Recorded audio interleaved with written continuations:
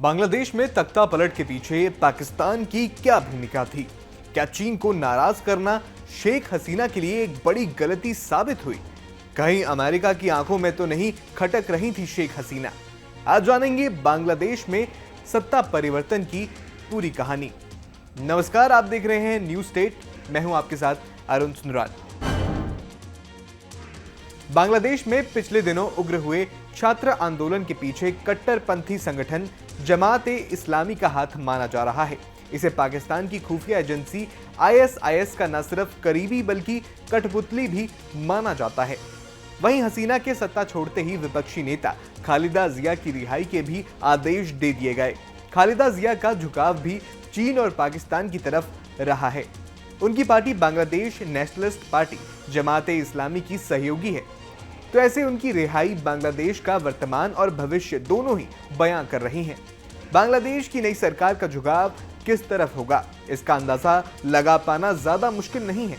ऐसे में शेख हसीना के तख्ता पलट में पाकिस्तान के हाथ होने से इनकार नहीं किया जा सकता। शेख हसीना के तख्ता पलट के पीछे चीन का हाथ होने की बात भी कही जा रही है। दरअसल चीन बांग्लादेश को निवेश के नाम पर अपना आर्थिक जाल में फंसाना चाहता था, लेकिन भारत और बांग्लादेश के मजबूत रिश्ते के कारण वो ऐसा नहीं कर पा रहा था और ना ही बांग्लादेश में दखल दे पा रहा था। शेख हसीना ने अपने 15 साल से अधिक के कार्यकाल में भारत के साथ जहां मजबूत संबंध बनाए, वहीं चीन के साथ भी अपने संबंध बेहतर बनाने की कोशिश की। आवामी लीग प्रमुख भारत के साथ फ्री ट्रेड की राह पर तेजी से बढ़ रही थी। इससे चीन खुद को असहज महसूस कर रहा था। साथ ही चीन को अपने ड्रीम प्रोजेक्ट बीआरई के लिए बांग्लादेश में जमीन चाहिए थी, लेकिन शेख हसीना इसके लिए तैयार नहीं हुई। इससे चीन उनसे काफी नाराज था। ऐसे में कहा जा रहा है कि आरक्षण विरोधी छात्र आंदोलन के बहाने चीन को मौका मिल गया। चीन अपने एजेंट्स और पाकिस्तान की खुफिया एजेंसी आईएसआई की मदद से जमात ए इस्लामी को मदद करने लगा। अब तख्ता पलट के बाद बांग्लादेश में चीन अपनी दखल बढ़ा सकता है। ऐसे में माना जा रहा है कि बांग्लादेश की इस स्थिति के पीछे चीन पाकिस्तान जिम्मेदार हों। घरेलू मोर्चे पर शेख हसीना को जहां इस्लामिक कट्टरपंथी यानी जमात ए इस्लामी के लोग घेरने में जुटे थे, वहीं पाकिस्तान और चीन के साथ साथ अमेरिका की आंख में भी खटकने लगी थी शेख हसीना। इसका खुलासा खुद शेख हसीना ने कई बार किया था। दरअसल दक्षिण एशिया में घुसपैठ के लिए अमेरिका की बांग्लादेश में खासी दिलचस्पी है। इसके दो कारण हैं। पहला, अमेरिका चाहता है कि बांग्लादेश चीन के करीब ना जाए, और दूसरा, रणनीतिक तौर पर बांग्लादेश की लोकेशन को देखते हुए यहां अपनी एक पोस्ट बनाना चाहता था, ताकि भारत, पाकिस्तान और चीन जैसे देशों पर वो आसानी से नजर रख सके। इसके लिए वो बांग्लादेश को कई तरह का ऑफर दे चुका था। यहां तक कि इसके लिए अमेरिका ने बांग्लादेश को क्वाड में सीट देने का भी ऑफर दिया, लेकिन शेख हसीना तैयार नहीं हुई। इसके बाद से अमेरिका शेख हसीना से काफी चिढ़ा हुआ था और चाहता था कि वो चुनाव हार जाएं, लेकिन ऐसा नहीं हुआ और शेख हसीना चुनाव जीतकर सत्ता में आ गई। शेख हसीना ने खुद किया था खुलासा।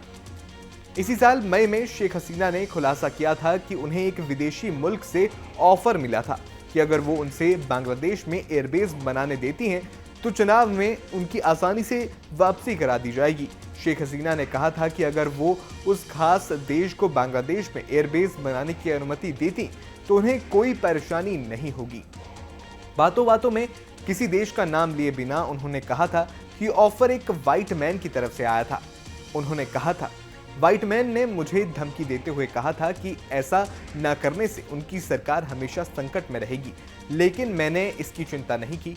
शेख हसीना ने कहा कि वो राष्ट्रपति बंगबंधु शेख मुजीबुर रहमान की बेटी है। हमने अपना मुक्ति संग्राम जीता है। मैं देश का कोई भी हिस्सा किराए पर देकर या किसी दूसरे देश को सौंपकर सत्ता में नहीं आना चाहती। इस बात की तस्दीक शेख हसीना के बेटे सजीब वाजेद ने भी की है।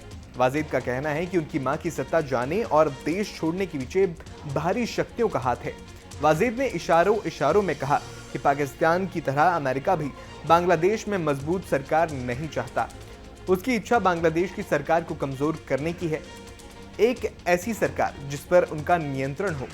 वो शेख हसीना सरकार को कंट्रोल नहीं कर सके। सामरिक मामलों के जानकारों का कहना है कि शेख हसीना अमेरिका और चीन की परवाह किए बिना बांग्लादेश को राष्ट्र प्रथम के सिद्धांत के तहत विकास के रास्ते पर आगे ले जा रही थी। लेकिन ये तरक्की अमेरिका और चीन सहित पाकिस्तान की कई ताकतों को एकदम पसंद नहीं आ रही थी।